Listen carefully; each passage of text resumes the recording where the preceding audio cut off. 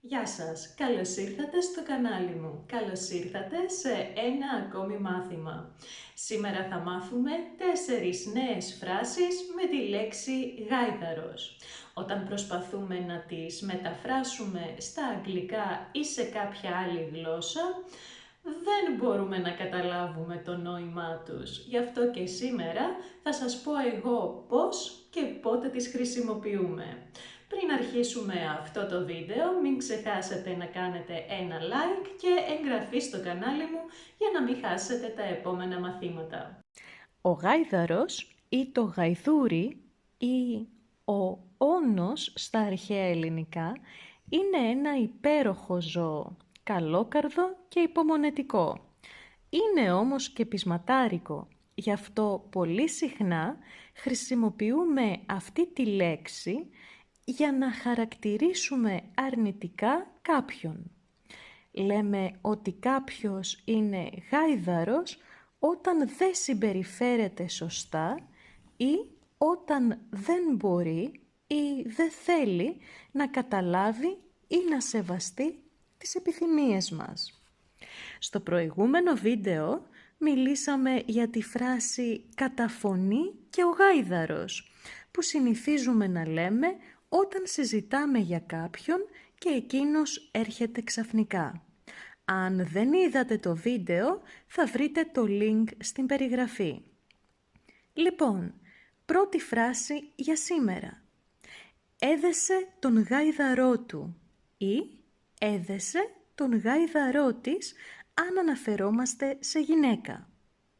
Υπάρχουν άνθρωποι οι οποίοι όταν έχουν μία μακροχρόνια σχέση ή αφού παντρευτούν τον άνθρωπο που αγαπούν, σταματούν να φοβούνται μήπως τον χάσουν και συχνά αυτό έχει σαν συνέπεια να σταματούν να φροντίζουν την εμφάνισή τους ή να σταματούν να φροντίζουν τον σύντροφό τους. Τότε είναι που λέμε ότι αυτός έδεσε τον γάιδαρό του. Δηλαδή, είναι σίγουρος ότι δεν θα χάσει τον σύντροφό του και δεν καταβάλει πια καμία προσπάθεια. Όπως καταλαβαίνετε, στο συγκεκριμένο παράδειγμα η φράση έχει αρνητική σημασία. Φυσικά, χρησιμοποιούμε τη φράση και όταν θέλουμε να πούμε ότι κάποιος είναι εξασφαλισμένος επαγγελματικά ή οικονομικά. Τον προσέλαβαν στο δημόσιο, τον έδεσε το γάιδαρό του. Επόμενη φράση. 2 γάιδαροι μαλώνανε σε ξένο αχυρώνα. Πρόκειται για φράση που χρησιμοποιείται όταν 2 άνθρωποι διεκδικούν κάτι που δεν ανήκει σε κανέναν από τους 2. Για παράδειγμα, ο Γιώργος και ο Γιάννης μαλώνουν γιατί αγαπούν και οι 2 τη Μαρία. Η Μαρία όμως είναι με τον Δημήτρη. Σε αυτή την περίπτωση μπορούμε να πούμε για τον Γιώργο και τον Γιάννη 2 γάιδαροι μαλώνανε σε ξένο αχυρώνα.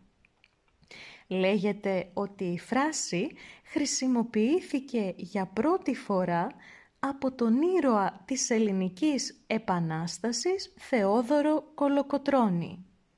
Όταν του είπαν πως ο Ναπολέον Βοναπάρτης, αυτοκράτορας της Γαλλίας, μάλωνε με τον τσάρο της Ρωσίας για την Πολωνία, χώρα που δεν ήταν ούτε γαλλική ούτε ρωσική, εκείνος είπε «2 γάιδαροι μαλώνουνε σε ξένο αχυρώνα». Τρίτη φράση. Κάποιου του χάριζαν έναν γάιδαρο και αυτός τον κοίταζε στα δόντια.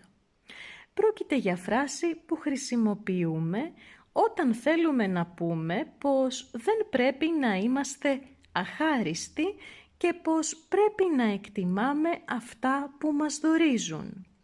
Όταν κοιτάζουμε τα δόντια ενός ζώου, μπορούμε να καταλάβουμε την ηλικία του. Τουλάχιστον αυτό συμβαίνει στα άλογα, στα γαϊδούρια και στους σκύλους. Ίσως και σε άλλα ζώα, δεν ξέρω.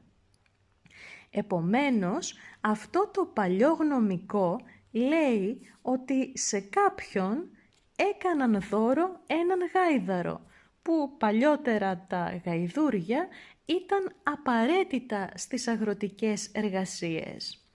Και εκείνος, αντί να νιώσει χαρούμενος για τον γάιδαρο που είχε αποκτήσει χωρίς να τον πληρώσει, κοίταζε τα δόντια του για να καταλάβει αν ήταν μικρός στην ηλικία ή μεγάλος. Ας πούμε ότι ο Γιώργος είναι 18 ετών. Δεν εργάζεται και ο πατέρας του του έκανε δώρο ένα μεταχειρισμένο αυτοκίνητο. Ο Γιώργος λέει στον φίλο του «Καλό είναι, όμως είναι μεταχειρισμένο». Ο φίλος του μπορεί να του πει «Κάποιου του χάριζαν έναν γάιδαρο και αυτός τον κοίταζε στα δόντια». Του λέει δηλαδή να μην είναι αχάριστος. Πρόκειται για δώρο και πρέπει να νιώθει ευγνώμων γι' αυτό. Τέταρτη φράση. Είπε ο γάιδαρος τον πετεινό κεφάλα. Πρόκειται για φράση που χρησιμοποιούμε όταν κάποιος κατηγορεί κάποιον άλλον για ένα ελάττωμα που το έχει και ο ίδιος, ίσως σε μεγαλύτερο βαθμό. Ας πούμε ότι ο Γιώργος είναι τσιγκούνης. Είναι τόσο τσιγκούνης που δεν αγοράζει εφημερίδα, αλλά περιμένει να διαβάσει ο συνάδελφός του τη δική του εφημερίδα και μετά να τη δανειστεί για να τη διαβάσει και ο ίδιος. Ο Γιώργος μας λέει «Ο Δημήτρης είναι τσιγκούνης. Δεν πηγαίνει στη δουλειά με το αυτοκίνητό του για να μην καταναλώσει βενζίνη». Σε αυτή την περίπτωση μπορούμε να πούμε στον Γιώργο «Είπε ο γάιδαρος τον πετεινό κεφάλα». Είναι σαν να του λέμε ότι και ο ίδιος είναι τσιγκούνης και μάλιστα περισσότερο από τον Δημήτρη. Και εδώ τελειώνει το σημερινό μάθημα. Θέλω να μου πείτε στα σχόλια εάν σας άρεσε και φυσικά θέλω να μου πείτε εάν υπάρχουν παρόμοιες εκφράσεις στη γλώσσα σας. Μην ξεχάσετε να κάνετε ένα like και εγγραφή στο κανάλι μου. Τα λέμε πολύ σύντομα. Γεια σας!